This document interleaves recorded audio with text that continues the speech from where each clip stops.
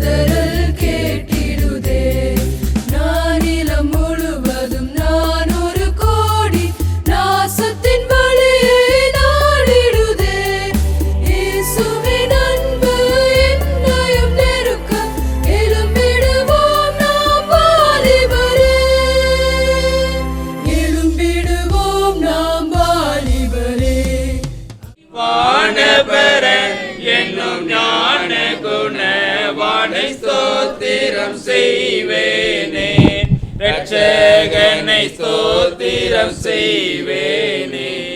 ரட்சகனை ஸ்தோத்திரம் செய்வேனே.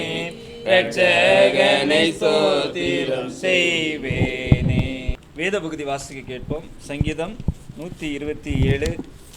ஆண்டவரே, வீட்டை கட்டவில்லை எனில் அதை கட்டுவோரின் உழைப்பு வீணாகும். ஆண்டவரே, நகரை காக்கவில்லை எனில் காவலர்கள் விழித்திருப்பதும் வீணாகும். வைகரையில் விழித்தெழுந்து நள்ளிரவில் ஓய்வெடுக்கும் வரை மானிடர் தம் உணவுக்காக வருந்தி உழைப்பது வீணே. உறங்கும் போதும் கடவுளின் அன்பர் தேவையானதை அவர்களிடத்திலிருந்து பெற்றுக்கொள்ளுவர். பிள்ளைகள் ஆண்டவர் அருளும் செல்வம். மக்கட்பேறு அவர் அளிக்கும் பரிசில். இளமையில் ஒருவருக்கு பிறக்கும் மைந்தர் வீரரின் கையில் உள்ள அம்புகளுக்கு ஒப்பானவர். அவற்றால் தன் அம்பார நுனியை நிரப்பிய வீரர் தற்பேர் பெற்றோர்.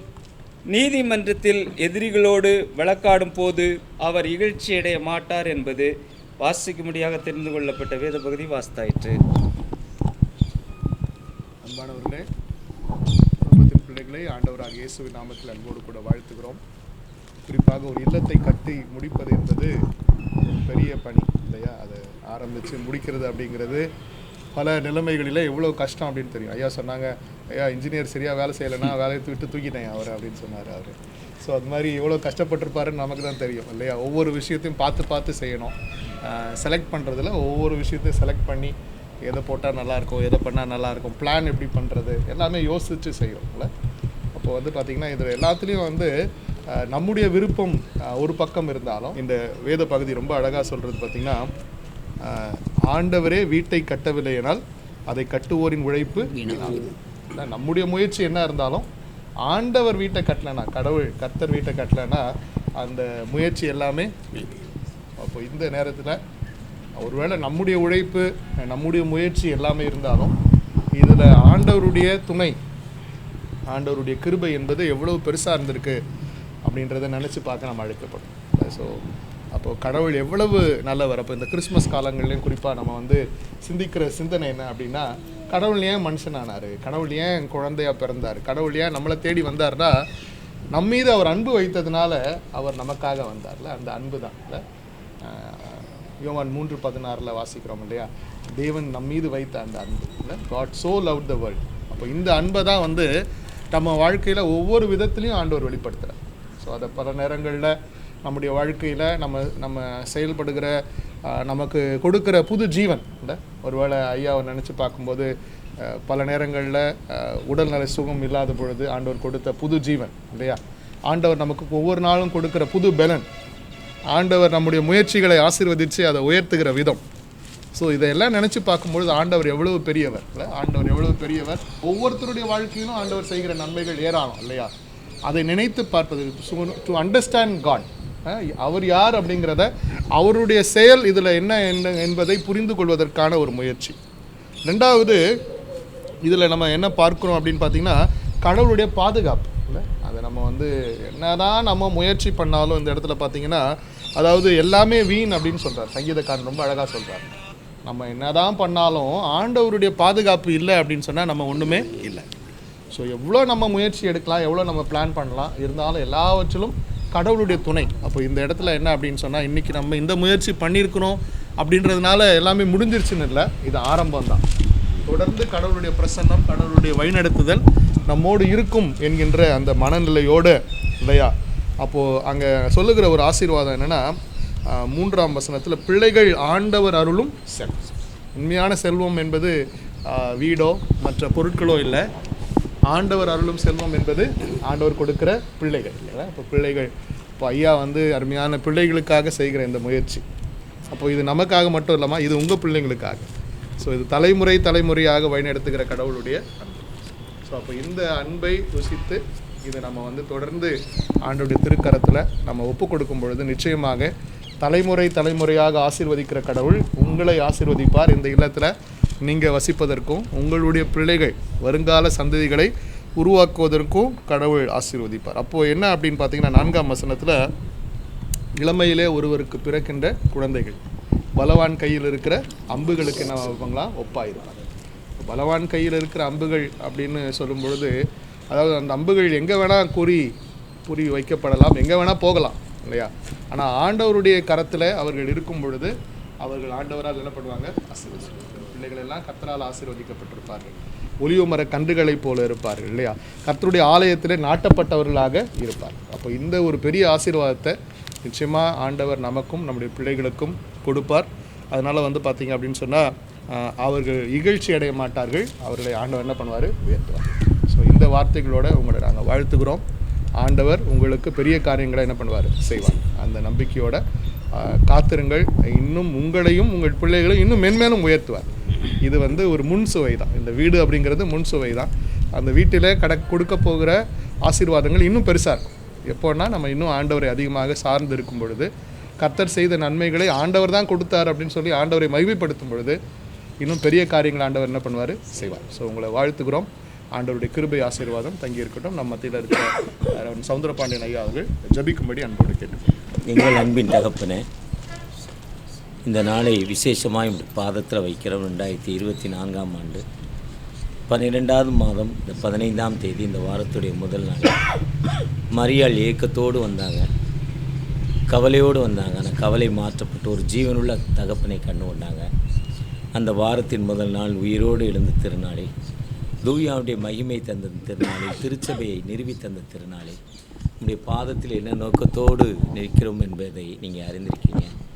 1 நாளாகவும் 17:10 தாவீது சொன்ன மாதிரி கர்த்தர் உனக்கு ஒரு வீட்டை கட்டுவார் என்ற வார்த்தை சொல்லி ஒரு அருமையான வார்த்தை தகப்பனே. எந்த வீடும் மனுஷனால் உண்டாக்கப்படும், ஆனால் எல்லாவற்றையும் உண்டாக்கினவர் கர்த்தர் என்று எபிரேயர் 3:4 சொன்ன பிரகாரமாய் தகப்பனே, இந்த வீட்டை கட்டுவதற்கு நாங்கள் முயற்சி, ஆனால் உம்மால் உருவாக்கப்படும் என்ற வார்த்தையின்படி உம்மால் உருவாக்கப்பட்ட இந்த வீட்டை உமது கரத்தில் தருகிறோம். ஒரு விசை கூட மனம் இருங்கப்பா. அருமையான அன்பு சகோதரர் சாமிலாசர் அவருடைய துணைவியார் கொடுக்கப்பட 2 பிள்ளைகளப்பா. 2 பிள்ளைகளை நீங்கள் பாதுகாத்து வளர்த்து ஏற்ற காலத்தில் மூற்ற மகளுக்கு ஏற்ற அருமையான ஒரு அன்பு மகனை கொடுத்தீங்கப்பா. ஒரு விசை கூட உலக பிரகாரமான குழந்தை செல்வத்தை கொடுத்தீங்க தகப்பன.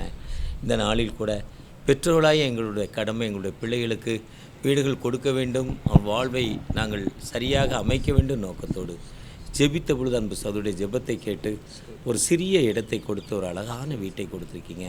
இதில் நீங்கள் வாங்கப்பா, உங்களுடைய பிரசனை வரட்டும் தகப்பனே. விசேஷமாய் இது நீர் தங்கும் இடமாய் சங்கீதம் 132 சீயோனை ஆண்டவர் தெரிந்து கொண்டு அவர் தங்குகிற இடம் என்று சொன்னீங்க. நீங்கள் இந்த வீட்டில் வந்து தங்குங்கப்பா. உங்களுடைய பிரசனை உள்ளே இருக்கட்டும் தகப்பனே. இதில் யாரெல்லாம் வர்றாங்களோ அவங்க உண்மையான ஒரு சமாதானத்தை பெற்றுக்கொள்ள கிருபை செய்யுங்க. நீர் இந்த உலகத்திற்கு சமாதானத்தை கொடுப்பதற்காக வந்தீங்க, அமைதியின் அரசராய் இந்த உலகத்திற்கு வந்தீங்க. எந்த மனுஷன் உங்களுக்கு சமாதானம் என்று சொன்னீங்க. அப்படின்னு வந்து இந்த வீட்டிற்கு யாரெல்லாம் வர்றாங்களோ அந்த பிள்ளைகள் ஒரு அன்பை பெற்றுக்கொள்ள, தேவ அமைதி இந்த குடும்பத்தில் இருக்கே என்று பெற்றுக்கொள்ள நீங்கள் கிருபை செய்யுங்கப்பா. இந்த தூயாவுடைய மகிமை ஒவ்வொரு இடங்களிலும் விளங்கட்டும். அந்த பிள்ளைகளுடைய இல்வாழ்க்கையில் நீங்கள் இருக்கட்டும். சங்கீதம் 127 படி தகப்பனே, கர்த்தர் வீட்டை கட்டாராயில் கர்த்தருடைய பிரயாசம் விருதா என்ற வார்த்தையின்படி பிள்ளைகள் கர்த்தரால் வரும் சுதந்திரம் என்ற வார்த்தையின்படி உம்முடைய சுதந்திரம் இந்த வீட்டுக்குள்ளே இருக்கட்டும். அந்த மகளை ஆசீர்வதிக்கிறோம், அன்பு மகனை ஆசீர்வதிக்கிறோம். அந்த பேர குழந்தை ஆசீர்வதிங்க, வழிநடத்துங்க. மீண்டுமாய் அன்பு சகோதர சாமியில் ஆசீர்வாத துணைவியார் இளைய மகனை மது கரத்தில் தருகிறோம். அந்த மகனுக்கு ஏற்ற காலத்தில் ஏற்ற வேளையில் ஒரு துணை தாங்க. அந்த மகனுடைய வாழ்க்கையை சீராக அமைத்து தாங்க, வழிநடத்துங்க. இந்த நாளில் நாங்கள் உள்ளே போகிறோம். இது எங்களுக்கு முன்னால் வந்து இந்த வீட்டோடு நீங்கள் தங்கிக் கொள்ளுங்க, ஆசீர்வதிங்க, பாதுகாத்துக் கொள்ளுங்க. மீட்பர் இயேசு மூலம் ஜெபம் கேளும் அன்பின் தகப்பனே, ஆமென். கிறிஸ்துவுக்குள் அன்பார்ந்தவர்களே, இந்த இல்லத்தை பிதா குமாரன் பரிசுத்தாவின் திரியேக நாமத்தினாலே ஆண்டவருடைய நாமத்திற்கு மகிமை உண்டாகும். இந்த குடும்பத்தின் பிள்ளைகளுடைய ஆசீர்வாதத்திற்கு அடையாளமாகும். இதை இறைவனுக்கு செய்கிறோம். ஆண்டவருடைய நாமம் இன்றும் என்றும் சதா நாட்களிலும் பயன்படுவதாக. ஆமென். மீண்டுமாய் அன்பு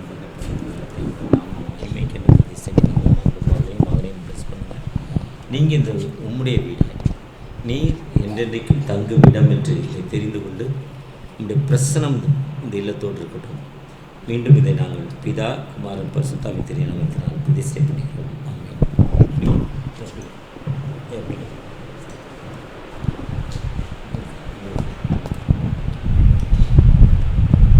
ஸ்தோத்திரம் செய்வேனே, ரட்சகனே ஸ்தோத்திரம் செய்வேனே.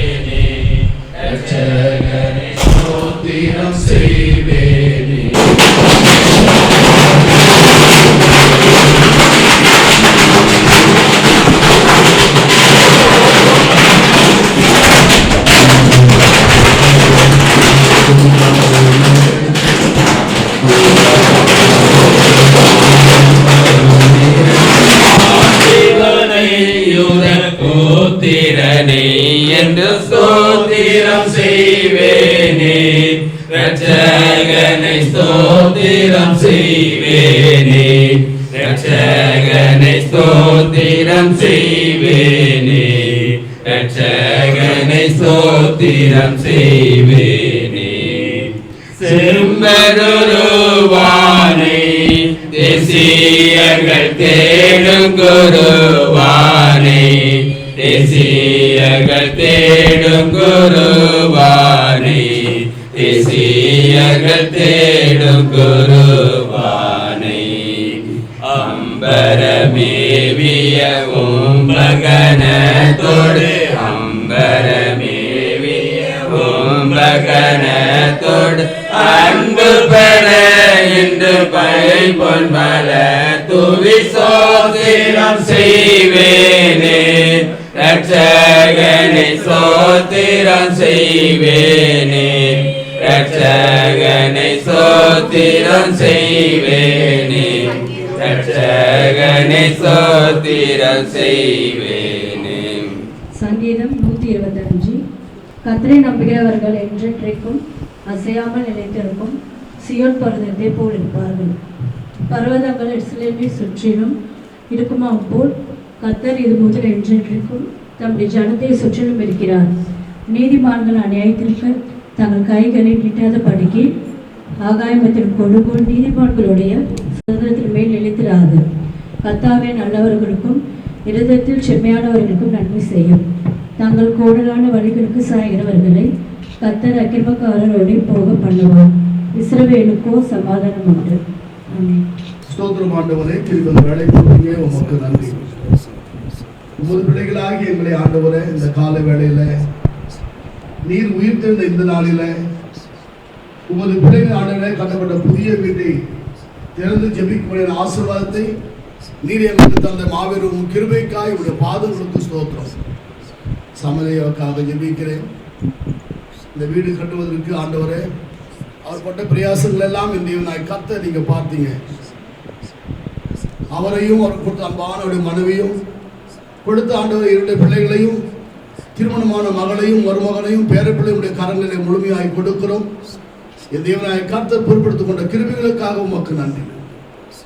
ஐயா அவர்கள் சொன்னது போல அழகாய் இந்த வீட்டை கட்டுமான ஆசீர்வாதத்தை பிள்ளைகளுக்கு தந்த கிருபைகளுக்காக உமக்கு நன்றி. இந்த வீட்டில் சமாதானமாய் சுகமாய் குடியிருக்க பண்ணும்படியாய் உமது பிள்ளைகளாக அத்தனை பேர் ஒன்று கூடி ஜெபிக்கிறோம். போதகராய் எங்களோடு ஆண்டவரே சௌதரபன் ஐயா அவர்களோடும் குடும்பத்தோடும் ஆண்டு வந்திருக்கிறான திருச்சபை மக்கள், வந்திருக்கிற ஆண்டவர் ஊழியக்காரர்கள், உறவுகள், ரத்த கலப்பு மக்கள் அத்தனை பேர் ஒன்று கூடி ஜெபிக்கிறோம். ஆசீர்வாதங்களை வர்த்திக்க பண்ணுங்க, ஆசீர்வாதங்களை வர்த்திக்க பண்ணுங்க. இன்றை மட்டுமல்ல வருக பரிந்தமும் ஆசீர்வாதங்களை சொந்தமாக்கி கொள்ள கட்டளை கொடுங்க. தடைகளை மாற்றுங்க, ஆசீர்வாதங்களை கொண்டு வாங்க. பெரியவராய் செயல்படும் துதிக நமக்கு மக்கள் நம்ம செலுத்துகிறோம். இயேசு மூலம் கேட்கிறோம் நல்ல பிதாவே. ஆமென்.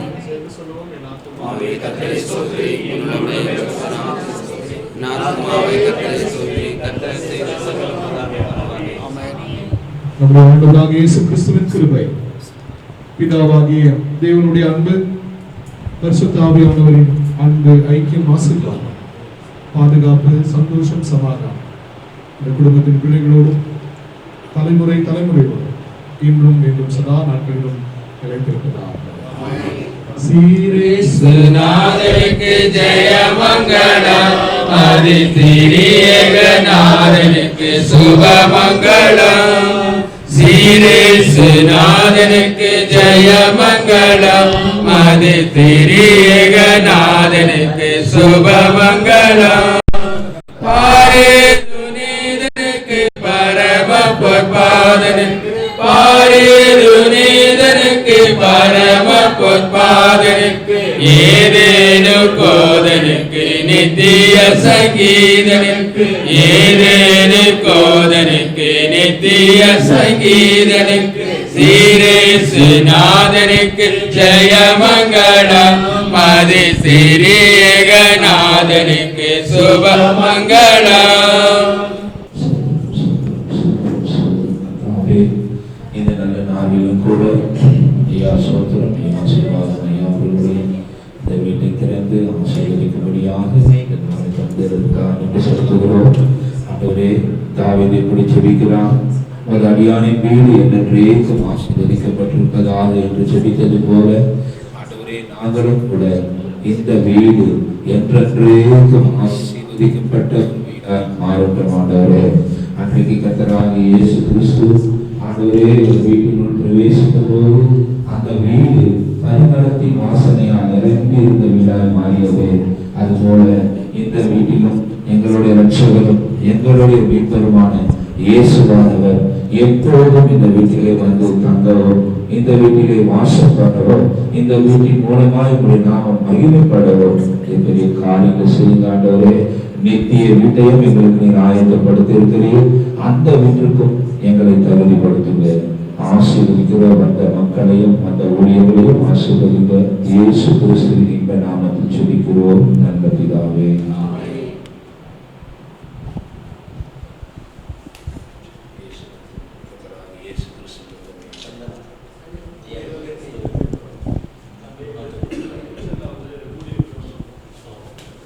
ஜெபம் செய்வோம். எங்களை அளவு எடுத்து நேசிக்கிறதாக எங்கள் அன்பின் பரலோக தகப்பனே, ஆசீர்வதிக்கப்பட்ட காலை வேளைக்காக நன்றி செலுத்துகிறோம். அருமையான அன்பு ஐயா இல்லத்தை ஆண்டவர் திறக்கும்படியாக கர்த்தரை கிருபை செய்தீங்க. இந்த அன்புக்காக, இந்த இரக்கங்களுக்காக, இந்த காரியத்திற்காக உமக்கு கோடி ஸ்தோத்திரங்கள் ஆண்டவரே. இந்த அருமையான வேளையும் ஆண்டவரே, இந்த ஆண்டவர் சமையல் அறையிலே ஆண்டவரே நாங்கள் வந்து செபிக்கிறோம். ஆண்டவர் இந்த நாளிலும் ஆண்டவரே, நாங்கள் இந்த பாலை ஆண்டவரே இதை நாங்கள் பிரதிஷ்டை பண்ணி ஆண்டவரே இது பொங்குகிறது போல ஆண்டவரே இந்த குடும்பத்தின் பிள்ளைகளுக்கு சந்தோஷம் எப்பொழுதும் நிறைவாய் காணப்பட கர்த்தர் கிருபை தருவீராக. ஆண்டவரே, 2 சாமுவேல் சொன்னது போல உன் வீடும் உன் ராஜ்யமும் என்னென்றைக்கும் ஸ்திரப்பட்டிருக்கும் என்று சொன்ன அருமையான வேத வசன வார்த்தைப்படி இந்த வீடும் என்னுடைய ராஜ்யம் எப்பொழுதும் ஸ்திரப்பட்டிருக்கு நாங்கள் ஜெபிக்கிறோம். ஆசீர்வாதத்தை பொறுப்படுத்திக் கொள்ளும். இயேசு கிறிஸ்துவின் மூலம் ஜெபிக்கிற நல்ல பிதாவே, ஆமென்.